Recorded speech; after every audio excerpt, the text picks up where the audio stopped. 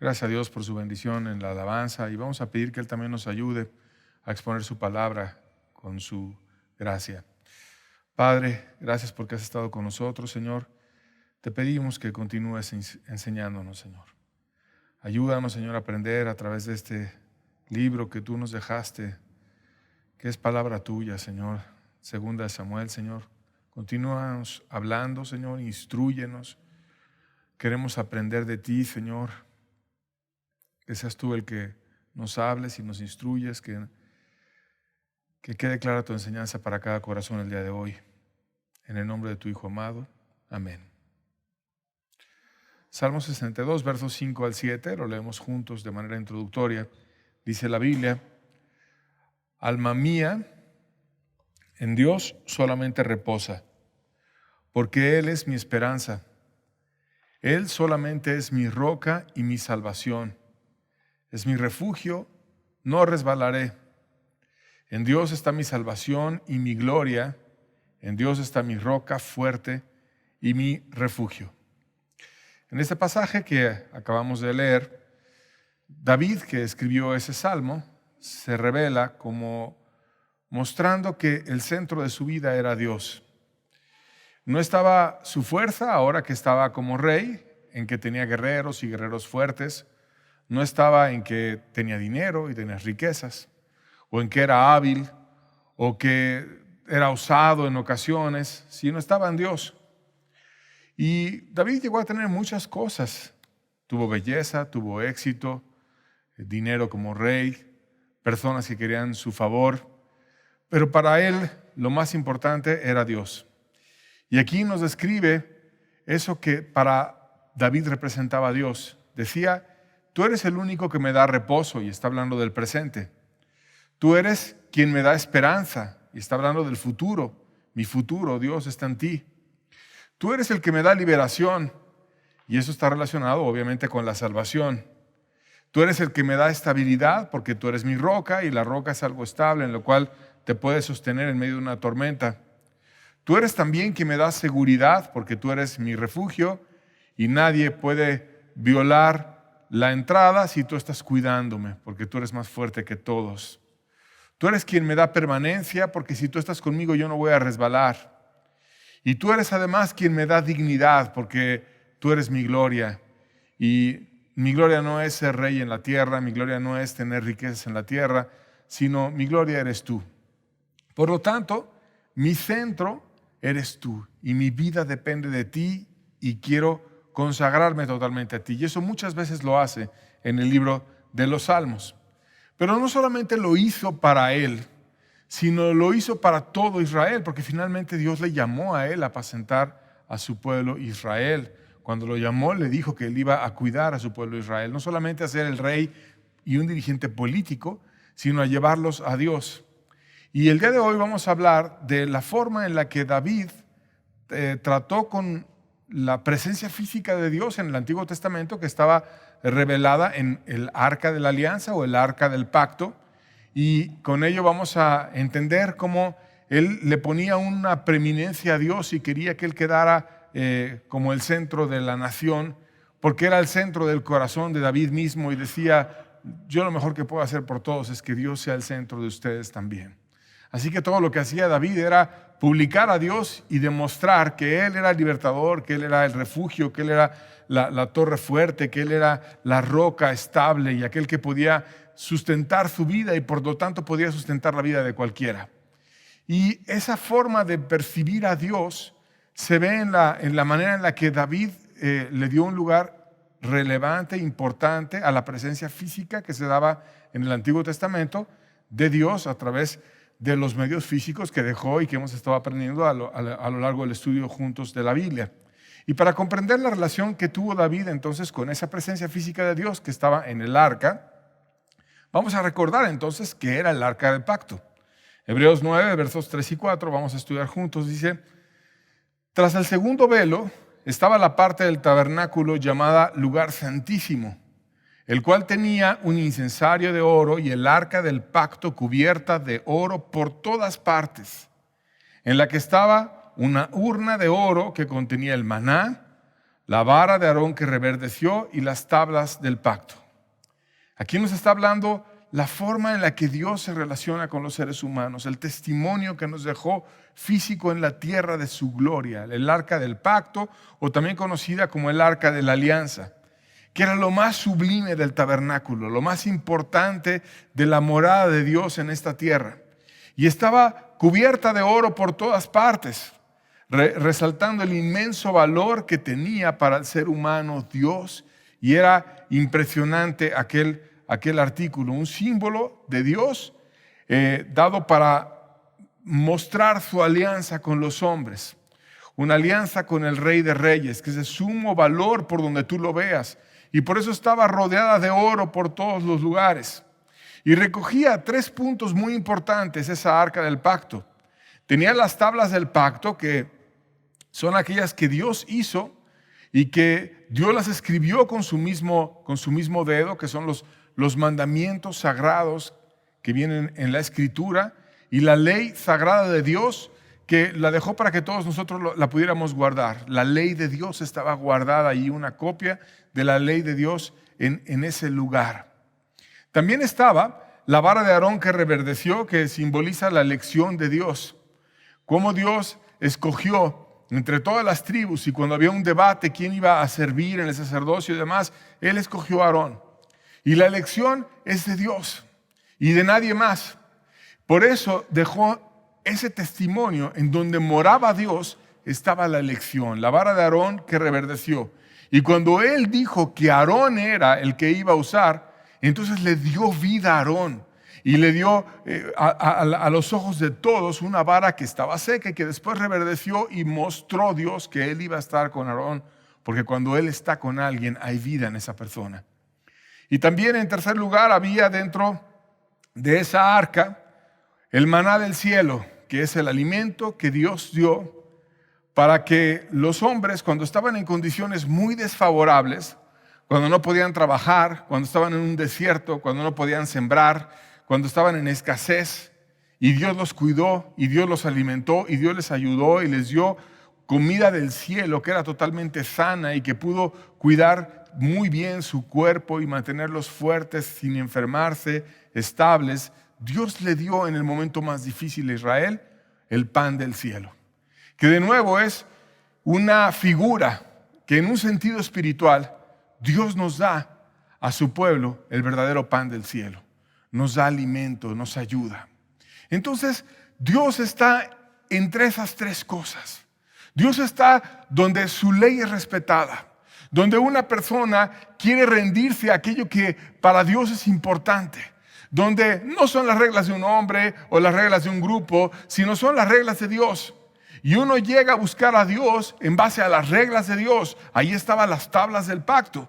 Yo tengo un pacto con Dios y ese pacto está en esas tablas, en esa forma escrita por Dios mismo de que yo debía de guardar esos mandamientos sagrados que Dios nos dejó, sumamente importantes. Y cuando Dios veía que una persona estaba arrepentida y estaba queriendo obedecer lo que decían esas tablas del pacto, entonces Dios escogía a la persona. Y Dios decía, mi gracia es para ti.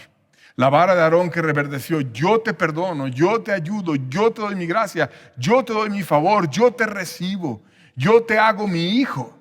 Algo que solamente Dios puede hacer. Algo que a lo mejor un hombre puede ver si es que se dieron los frutos de esa relación con Dios, pero un hombre jamás puede perdonar o tomar el lugar de Dios o decir ya eres salvo o publicar algo en ese sentido, porque el hombre no tiene esa capacidad. Solamente Dios es el que tiene la elección y Él es el que dice, tú te voy a perdonar o a ti no te perdono. Dios es el que elige, Dios es el que tiene el cetro. Cristo es la puerta. Cristo es el que puede abrir la puerta de la salvación. Y cuando Él abre y entra una persona, disfruta una vida nueva y Él puede darle cosas que nadie más te puede dar.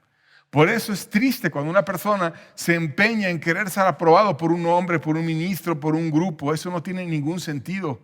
El que tiene la verdadera aprobación es Dios. Y el que puede hacer que la vara seca reverdezca es Dios. Y el que tiene esperanza para tu vida es Dios. Y todo eso está en el lugar donde está Dios. Entonces Él te enseña el camino a través de su ley. Él te acepta a que tú seas verdaderamente su hijo. No que tú aceptes a Dios, sino que Él te acepta a ti. Si tú estás arrepentido y quieres guardar sus mandamientos, entonces Él hace que tu vara reverdezca, que tu vida tenga sentido, una situación espiritual. Y después te da pan del cielo, que siempre es diferente, que siempre es precioso, que te hace crecer, que te lleva de niño a joven y de joven a padre. Y eso estaba en donde Dios moraba. Cerca del arca, en el tabernáculo, estaba el propiciatorio, que era un asiento de la misericordia para alcanzar el perdón de Dios y la gracia para vivir. Ese era el lugar más sagrado del tabernáculo, el arca de la alianza. Y esa arca por sí misma dio testimonio del poder de Dios en Israel. Por ejemplo, cuando rodearon Jericó con el arca, cayeron los muros que eran imposibles de ser derribados por un hombre. Pero cuando Dios llegó y estaba físicamente en el arca, entonces los muros cayeron. Y cuando pisaron el Jordán y llevaban el arca porque iban a cruzar hacia la tierra prometida, obedeciendo aquello que Dios les había mandado, llegar a aquel lugar que Dios tenía para ellos, entonces el río no pudo continuar y respetó el paso de Dios y se detuvo el río y ellos pasaron en seco. Cuando el arca fue tomada por los filisteos y fue llevada a su tierra, el arca por sí misma hizo milagros, hizo juicios, hizo proezas, y sin que ningún hombre la fuera a rescatar, Dios mismo la envió de regreso a Israel. Y ya estudiamos esa parte de la historia. De tal manera que una vez que David fue confirmado como rey, trató de darle un lugar preeminente a Dios. Algo de suma importancia para la vida de la nación entera era darle un lugar sagradísimo a Dios. No quiso una reunión para alabarse a sí mismo, no quiso poner un montón de impuestos para que él se hiciera rico, sino quiso hacer una reunión en la cual a Dios lo pusieran en un lugar solemne y en un lugar accesible y en un lugar claro para todos en Israel. Y vamos a ver cómo ocurrió esa reunión.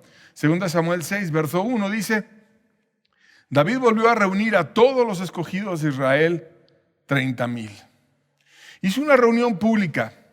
No podía hacerlo con absolutamente toda la nación, sino que lo que hizo fue juntar a personas que representaran diferentes secciones del país, y en una reunión pública trajo a 30,000 para que esa bendición viniera sobre esos 30,000 y ellos regresaran a su casa, le contaran a sus hijos, a sus padres, a sus vecinos, a sus amigos: ya sabemos dónde está Dios, fuimos y alabamos a Dios, fuimos y buscamos a Dios. Y si tú tienes una necesidad, si tú tienes un corazón quebrantado, si tú tienes tu vida destrozada, puedes ir tú también con Dios. Tú puedes ir y acercarte a Dios. Puedes beber de Él. Puedes comer de su alimento. Puedes encontrar en su ley el camino para que tú puedas estar cerca de Él. Es muy importante. Ya sabemos dónde está. Y entonces escogió a 30,000 personas para que ellos fueran de regreso con toda la nación y entendieran ese camino. El propósito era trasladar el arca a un lugar donde todos pudieran acercarse por la misericordia y por el favor de Dios. 2 Samuel 6:2, seguimos leyendo, dice la Biblia: y se levantó David y partió de Baala, de Judá, con todo el pueblo que tenía consigo, para hacer pasar de allí el arca de Dios, sobre la cual era invocado el nombre de Jehová de los ejércitos, que mora entre los querubines. O sea, David deseaba honrar a Dios. Deseaba hacer una reunión especial donde lo alabara y donde ese testimonio físico de Dios, el arca del pacto, el arca de la alianza, el arca a través de la cual las personas oraban a Dios y era invocado el nombre de Jehová de los ejércitos. Pensaban en sus mandamientos, pensaban en el pan que Dios les podía dar, pensaban en la elección que Dios tenía. No era llegar a orar nada más por orar, sino yo voy a llegar a hablar con el dueño del universo mismo, aquel que está lleno de poder y de gloria. Y si Él me da su elección, si Él extiende su cetro, cetro, si Él me da su gracia, entonces voy a salir diferente. Y es sumamente importante que yo vaya de una forma adecuada a buscar a Dios, porque en Él está la elección. Muchas personas no tienen presente esas características de Dios, que cuando uno va a orarle a Dios, en Dios está el poder, en Dios está la gracia, en Dios está la bendición, y Él puede hacer que algo seco se llene de vida, de gracia, de poder. En Él está la elección. No es orar religiosamente, no es ir y hablar ahí, repetir una hora, cuestiones como de una manera monótona que no sirve de nada, sino es creer y confiar en Dios y acercarte teniendo presente esos 3 puntos que Dios nos dejó en el arca del pacto. Y era muy importante, y el nombre de Jehová de los ejércitos, que mora entre los querubines, que lo estaban alabando todo el tiempo, era invocado en esa arca. Una reunión sagrada, una reunión muy relevante, una reunión que iba a avivar a la nación entera. Usa y Ayo, que habían tenido el arca en su casa, arreglaron el traslado. Segunda de Samuel, capítulo 6, versos 3 y 4, seguimos leyendo. Dice: pusieron el arca de Dios sobre un carro nuevo y la llevaron de la casa de Abinadab, que estaba en el collado. Usa y Ayo, hijos de Abinadab, guiaban el carro nuevo. Y cuando lo llevaban de la casa de Abinadab, que estaba en el collado, con el arca de Dios, Ayo iba delante del arca.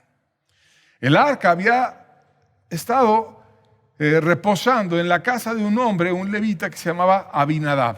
Esa casa, dice la Biblia, que estaba en un collado, es decir, en un lugar en donde el terreno tiene una variación natural y tiene una inclinación leve, pero hay una inclinación. Y tenía 2 hijos que eran Usa y Ayo, y pusieron el arca arriba de un carro, y Ayo iba delante del carro, iba alabando a Dios. Y tuvieron ellos el privilegio de tener el arca en su casa. La presencia física de Dios en su casa. Dios mismo en su casa. El trabajo de los levitas era hacer las cuestiones del servicio material en el templo.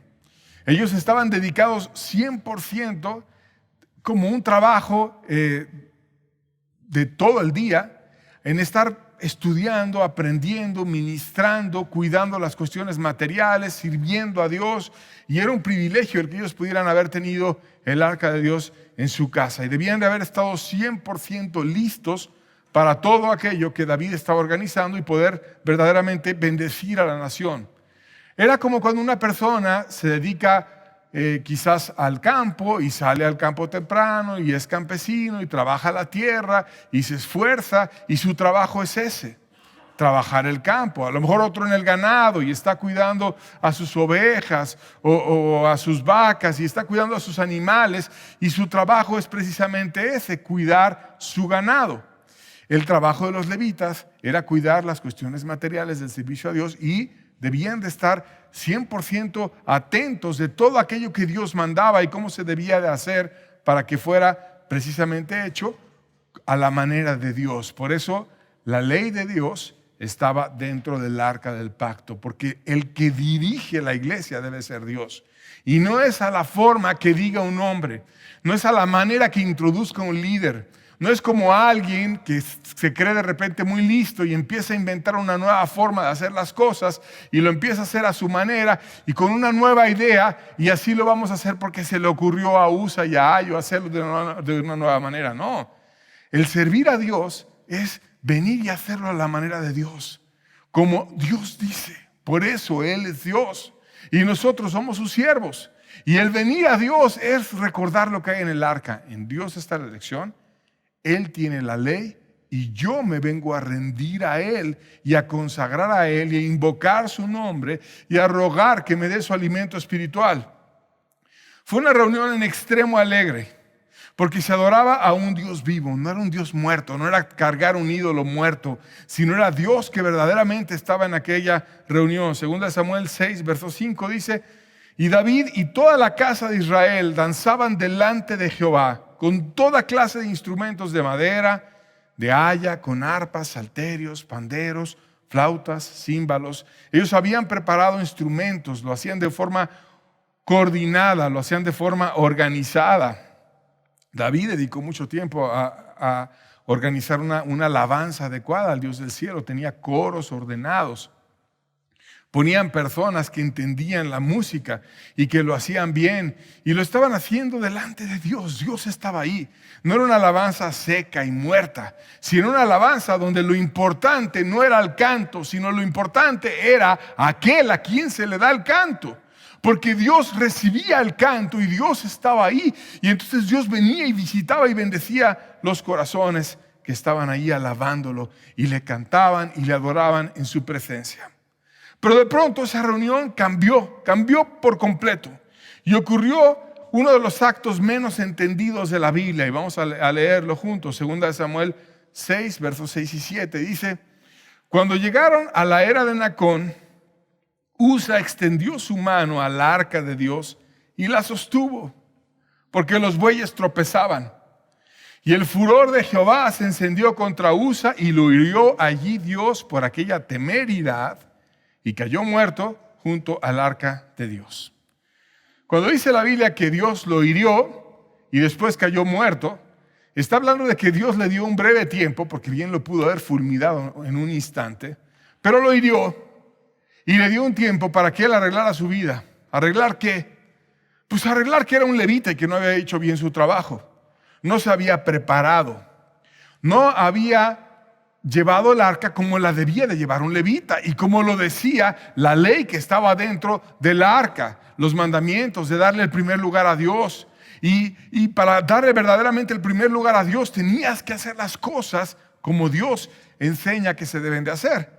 Y dejó en el Pentateuco instrucciones en el Pentateuco de cómo se debían de cargar el arca, cómo se debía de hacer, cómo se debía de transportar, etc. Y no la debían de poner entre animales, sino debían de ponerla en unas varas que cargaban al arca y ellos cargaban las varas y la llevaban en los hombros. Era algo muy sagrado que no debía ser cargada por animales, sino por los hijos de Dios, que se debían de consagrar, que debían de orar, que debían decir, Dios, gracias por ese privilegio que me das, de yo tener el privilegio de cargar tu representación física en este mundo. Un hijo de Dios está llamado a llevar la carga, la lleva con gozo, no busca caminos cómodos o más cortos, está dispuesto a llevar la carga como Dios dice que se debe de llevar. No toma las cargas de Dios a la ligera, como chiste, ahí todo ligero, todo superficial.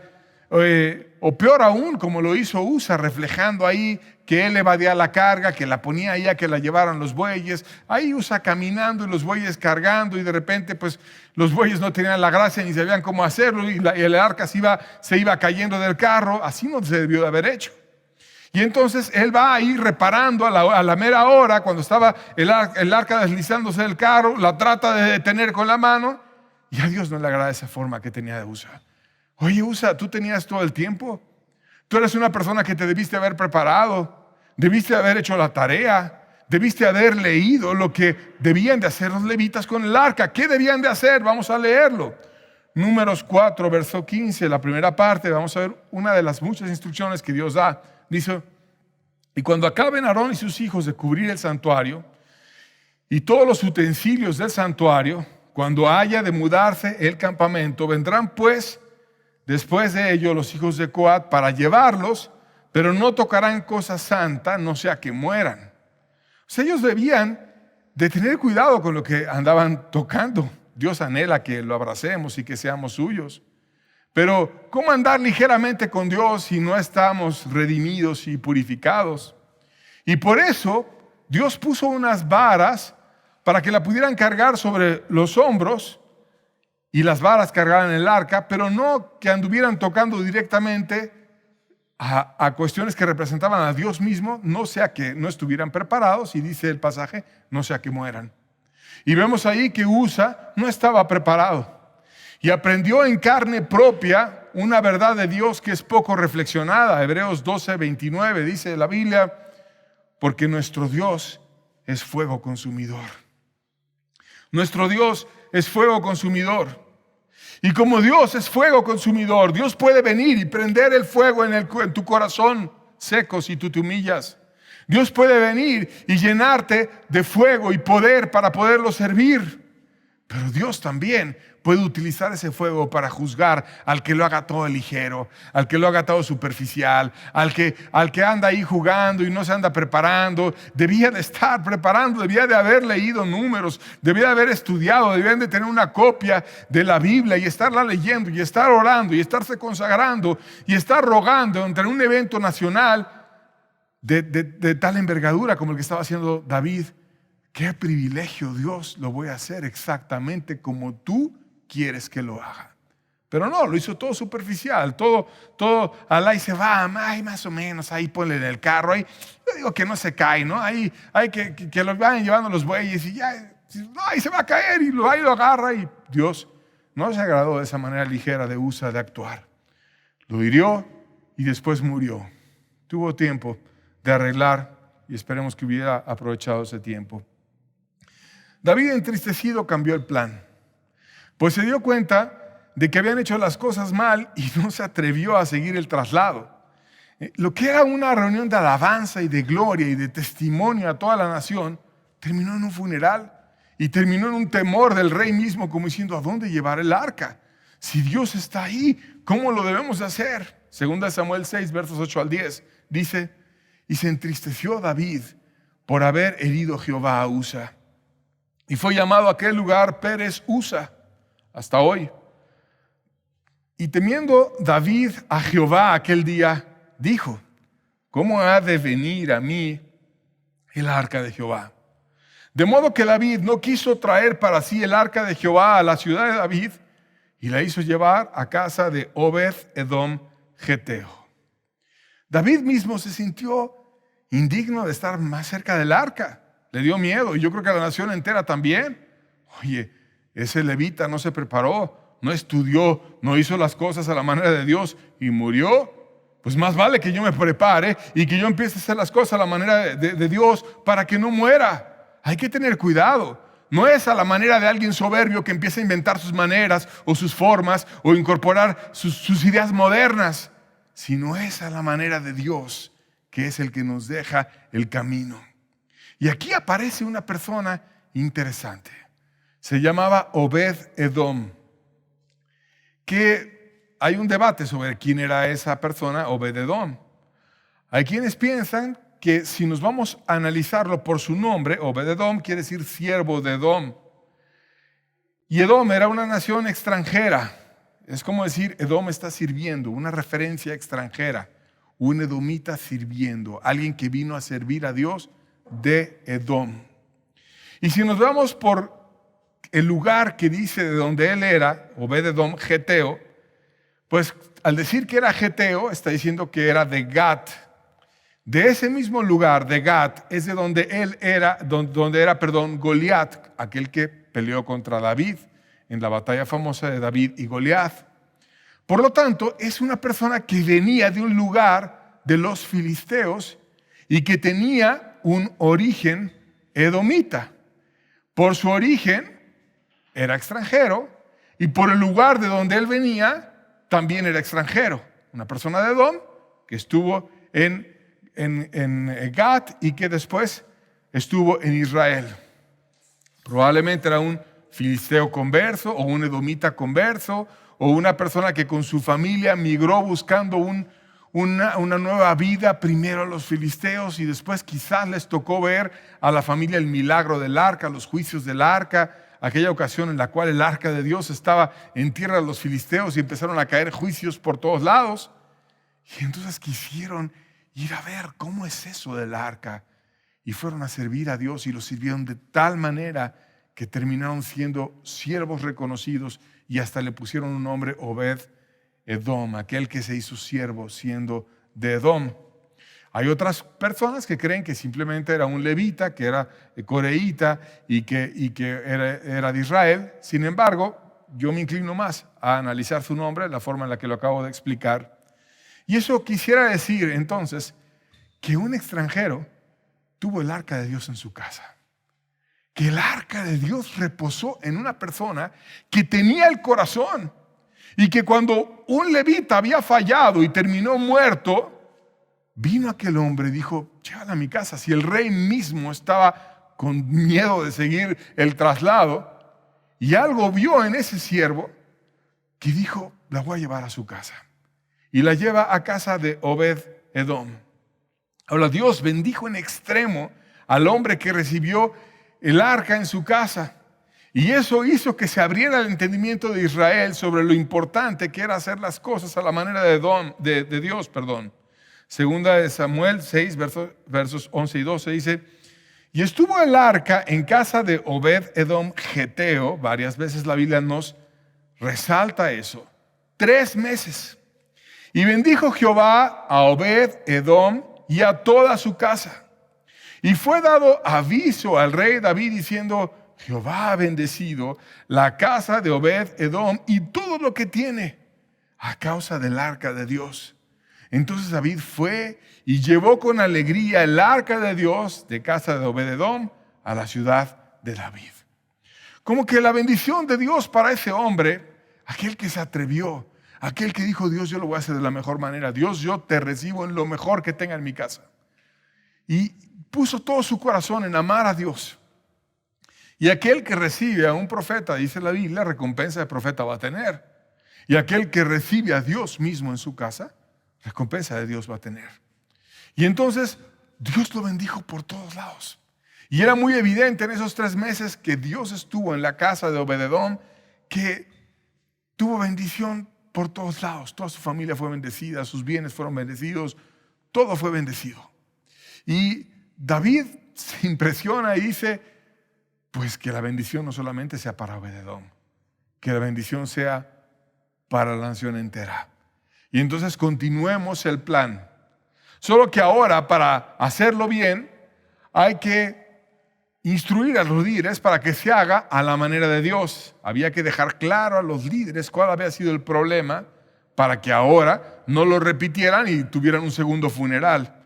Entonces pasó algo que viene en 1 Crónicas 15, versos 11 y 13, y lo vamos a leer juntos. Dice, y llamó David a los sacerdotes Sadoc y Abiatar, y a los levitas Uriel, Asaías, Joel, Semaías, Eliel y Aminadab, y les dijo, vosotros sois los principales padres de las familias de los levitas. Santificaos, vosotros y vuestros hermanos, pasad el arca de Jehová Dios de Israel al lugar que le he preparado. Pues por no haberlo hecho así vosotros la primera vez, Jehová nuestro Dios nos quebrantó, por cuanto no le buscamos según su ordenanza. ¿Cómo debemos de buscar a Dios? David fue a estudiar e instruyó a los levitas según su ordenanza. No es a la manera que alguien incorpora, no es a la forma que a alguien se le da la gana cambiar un rito o hacer las cosas como a él le parece en su soberbia que debe de ser. Es según como Dios lo planeó. Y dice, ustedes se deben de santificar. Santificarse quiere decir que te apartes para Dios. Quiere decir que te vas a basar en aquello que Dios quiere para ti.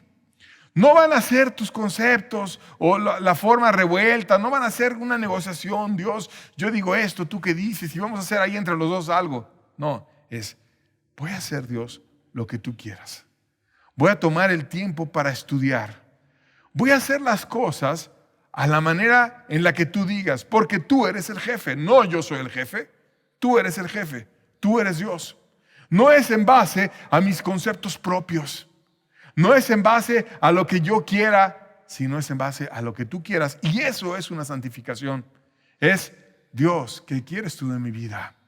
Dios, tú eres el Señor. Dios, yo quiero obedecerte, yo quiero seguirte, yo quiero hacer aquello que tú quieres de mí. Ayúdame a entender lo que tú quieres de mí para que yo guíe mi vida a como tú lo pides. Y entonces David les decía, ustedes son los principales de los levitas, ustedes se deben de santificar. Y deben de ir y ver que se debe de buscar a Dios conforme a la ordenanza. Él es Dios. Él es el que da la orden. Él es el que dice cómo se debe de hacer. Por lo tanto, hay que obedecer a Dios y hacerlo a su manera. Pusieron no solamente la teología, sino la acción en aquello que Dios les pedía. Se pusieron a aprender y después lo que aprendieron fueron y lo hicieron exactamente a la manera de Dios. Primera Crónicas 15, versos 14 al 16 dice: así los sacerdotes y los levitas se santificaron para traer el arca de Jehová, Dios de Israel. Y los hijos de los levitas trajeron el arca puesta sobre sus hombros en las barras, como lo había mandado Moisés, conforme a la palabra de Jehová.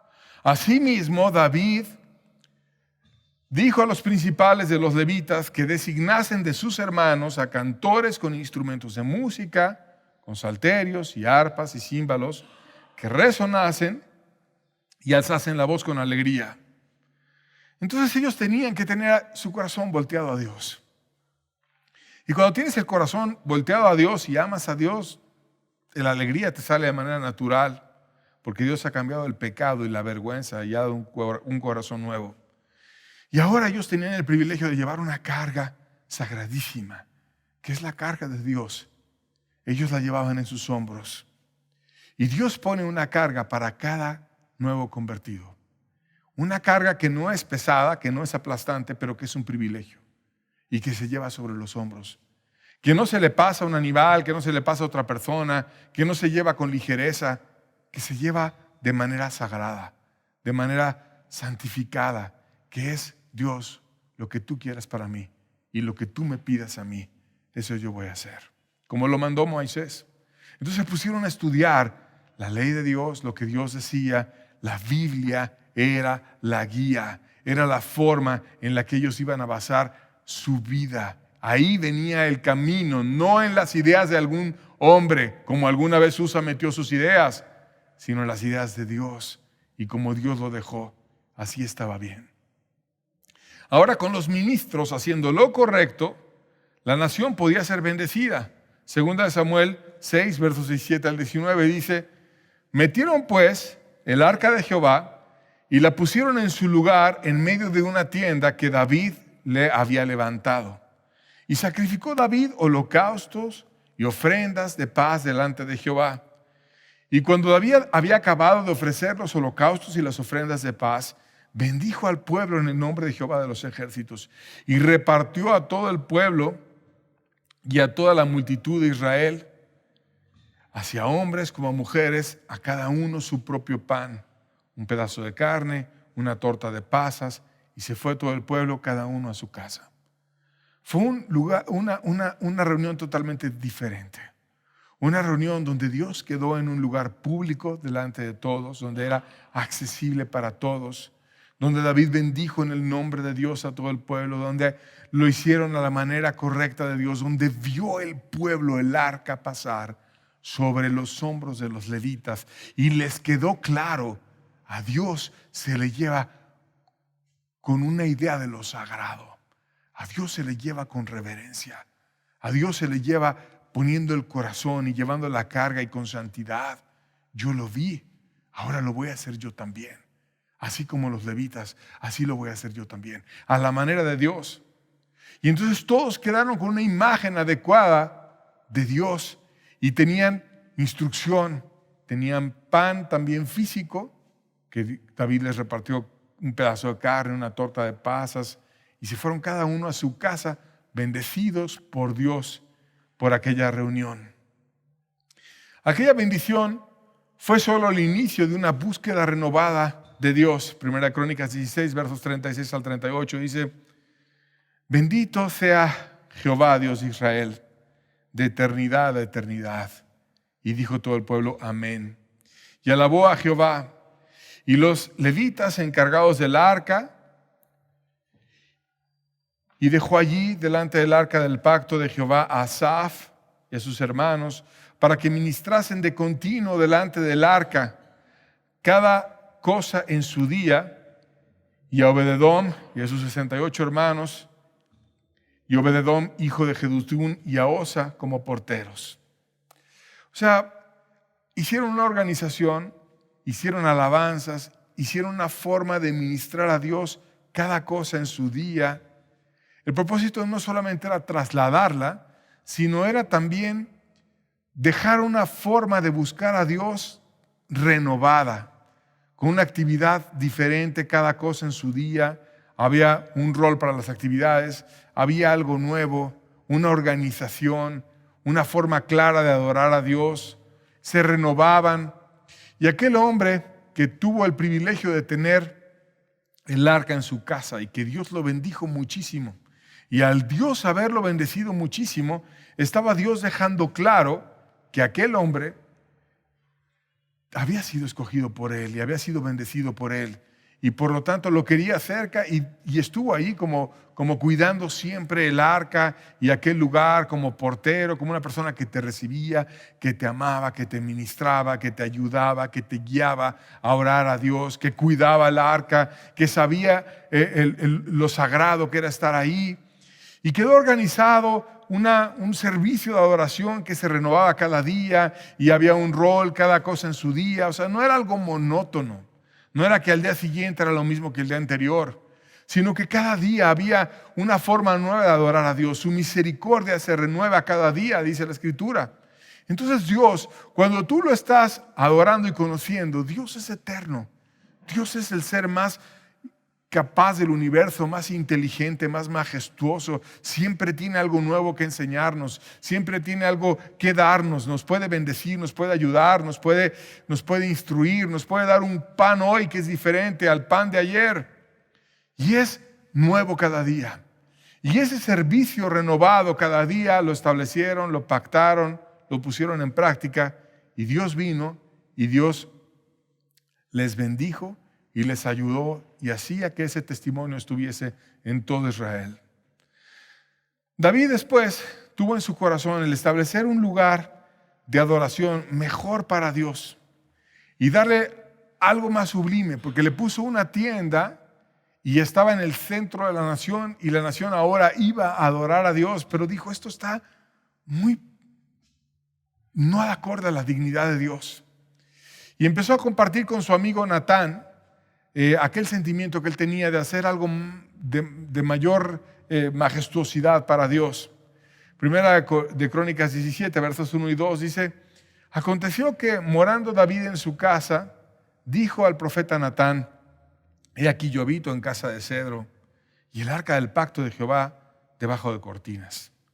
Y Natán dijo a David: haz todo lo que está en tu corazón, porque Dios está contigo. O sea, David quiero darle lo mejor a Dios. Imagínate, Natán, yo tengo una casa de cedro, mi casa está fuerte, es de madera, y el arca de Dios está entre cortinas.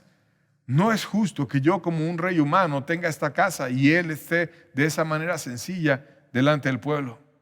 Y Dios, que mira los pensamientos, le respondió a David.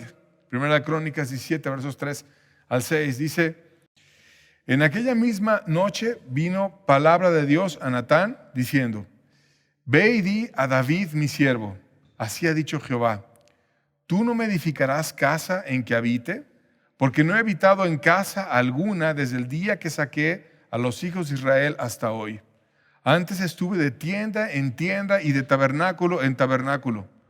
Por donde quiera que anduve con todo Israel, hablé una palabra a alguno de los jueces de Israel, a los cuales mandé que apacentasen a mi pueblo, para decirles: ¿por qué no me edificáis una casa de cedro?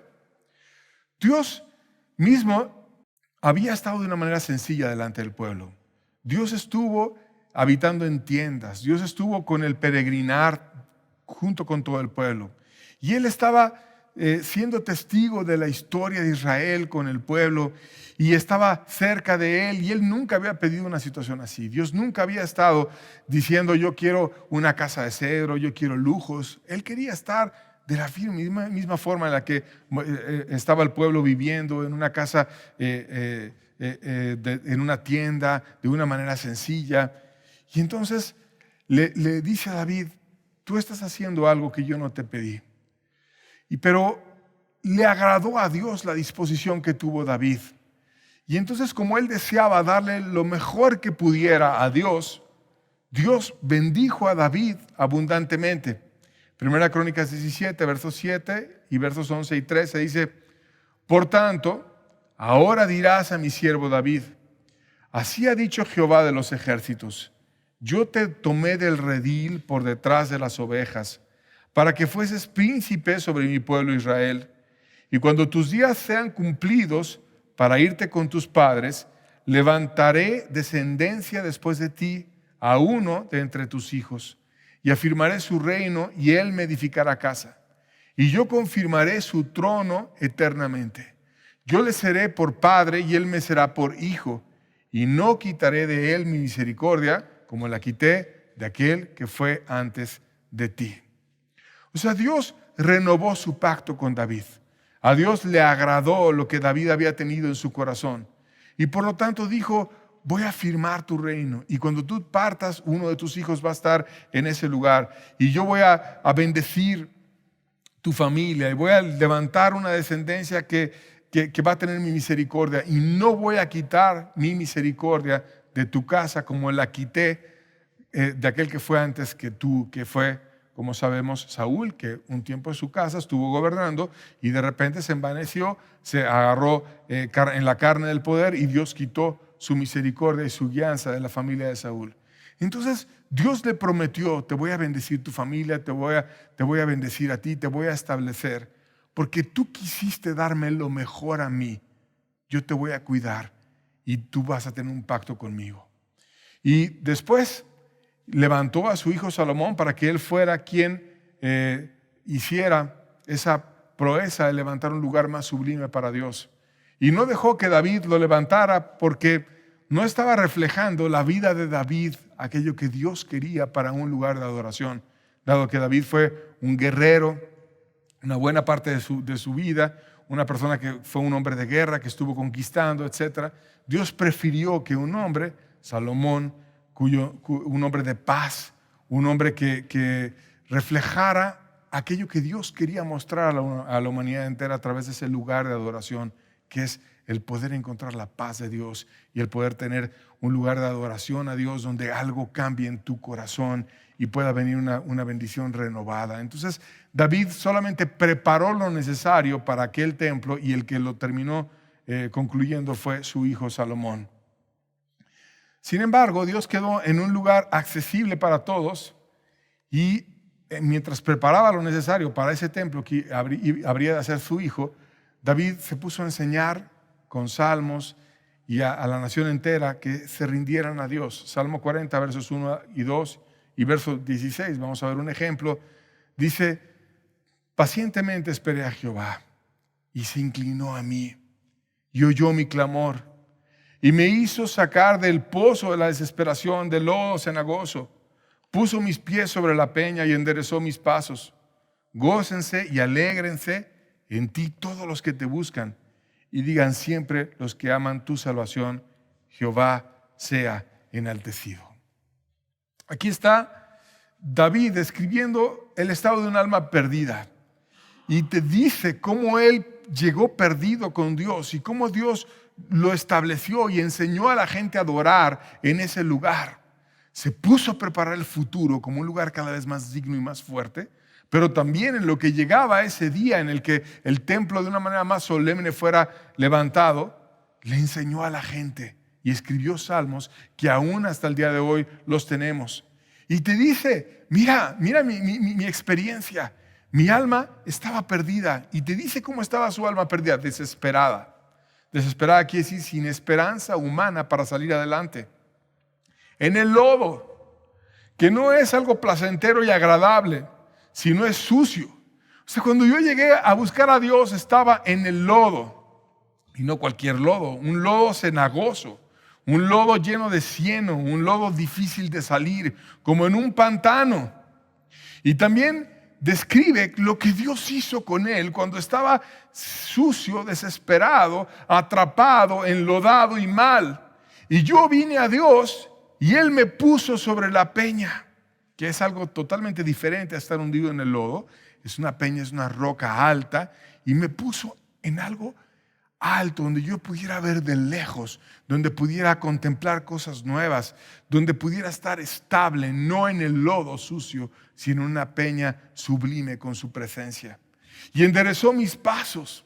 O sea, Dios me dio gracia para ya no regresar al lodo cenagoso, para ya no regresar a ese lugar de perdición y desesperación, sino me enseñó a caminar por sendas derechas. Cambió mi estado de un estado de desesperación a un estado de gozo y alegría. Entonces David enseñaba. Ahora mi propósito es que yo comparta las maravillas del Salvador que me rescató, y por eso he puesto esta arca aquí, y por eso les enseño el camino y el secreto de mi vida. El secreto de mi vida es simplemente Dios. Tú puedes adorar a Dios.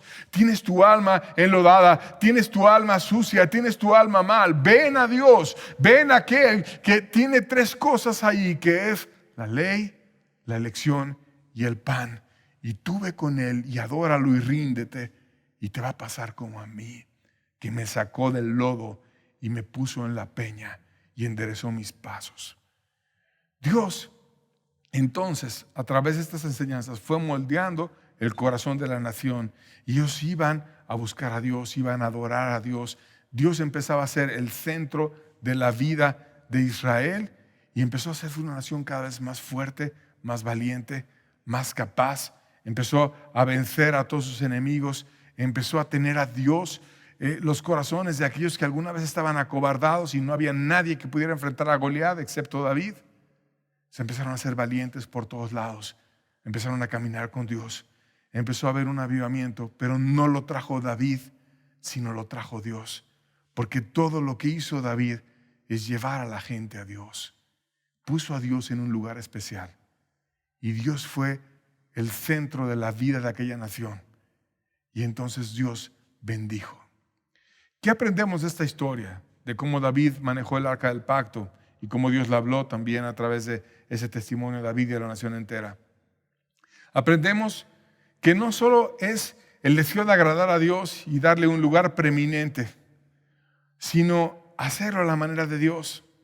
Porque cuando David quería trasladar el arca y darle un lugar de preeminencia, lo cual era bueno, le salió mal porque lo hizo metiendo conceptos humanos. Como cuando Usa fue ahí con el carro y estaban haciendo algo que parecía bueno, pero lo hicieron mal porque lo hicieron a la manera del hombre y no a la manera de Dios. Y querido amigo, si tú quieres salir del lodo cenagoso, si tú quieres llegar a la peña, si tú quieres enderezar tus pasos, haz las cosas a la manera de Dios. Pon a Dios como el centro de tu vida, pero cambia tu vida a la forma de Dios y ten cuidado de servir a Dios de una manera consagrada y no de una forma superficial y ligera, como lo hizo Usa, haciendo mal lo que debía de haber hecho, que es leer, estudiar y prepararse para ser un buen ministro y para poder llevar con dignidad aquel gran privilegio que tenía, que era cargar el arca de Dios. Si tú lo quieres hacer, Dios te puede bendecir, independientemente de tu estado. Porque mira la historia del arca. Mira cómo estuvo en casa de una persona que tú pensarías no tenía por qué haber estado ahí. Obed-edom, un siervo de Edom, un hombre de Gat, alguien que venía de un lugar extranjero, que recibió a Dios en su casa. Pero que Dios nos deja ese testimonio de que alguien, que hasta hay un debate como diciendo, ¿de veras estuvo en casa de un extranjero? ¿Por qué él estaba sirviendo de esa forma a Dios? Pero cuando alguien tiene su corazón dispuesto para darle a Dios todo y para hacer las cosas a la manera de Dios, Dios lo bendice.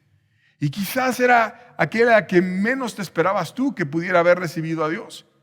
Pero fue hasta más seguro él para recibirlo que el rey mismo, porque se llenó de miedo David y dijo, yo no lo voy a llevar. Y Obed-edom lo quiso llevar a su casa y Dios lo bendijo por todos lados. Por tanto, si tú y yo queremos realmente darle el primer lugar a Dios, tú dirás, pues soy el que menos pienso que pudiera ser el indicado para hacerlo.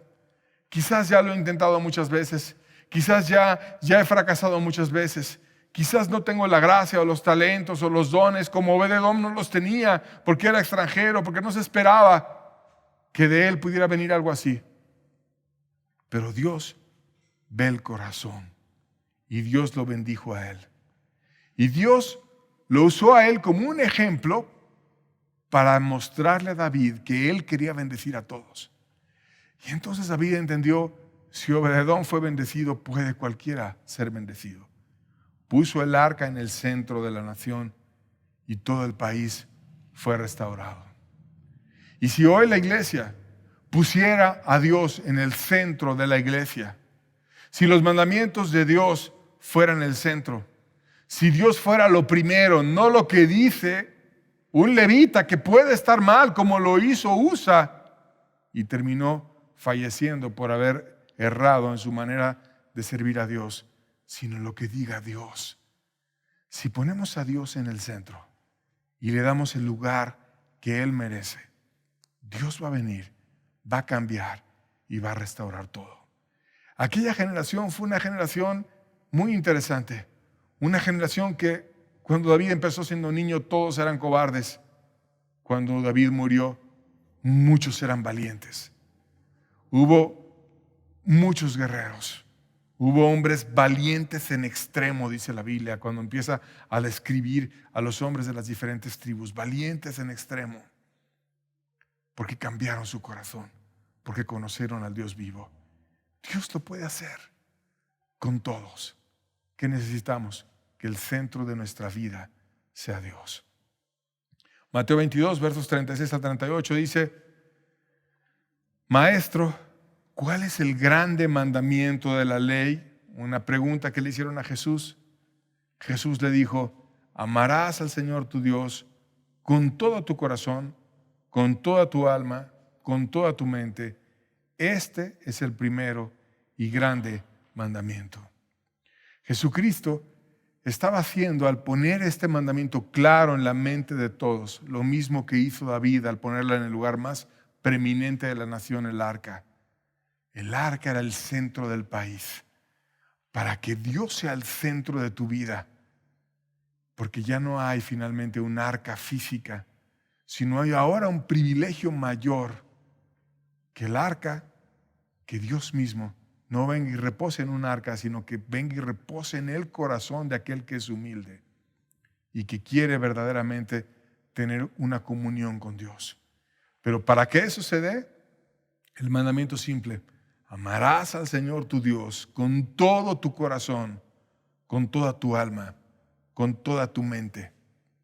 Este es el primero y grande mandamiento.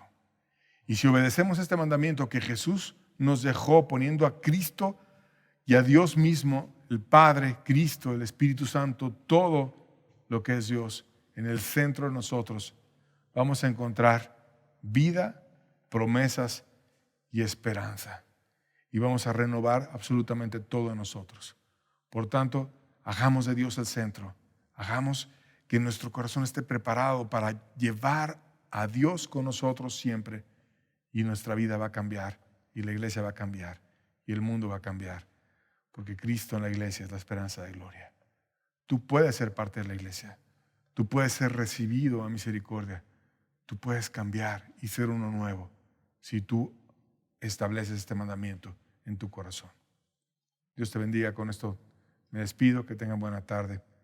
Nos vemos la próxima semana para seguir aprendiendo juntos de este libro hermoso de 2 Samuel. Que tengan buena tarde.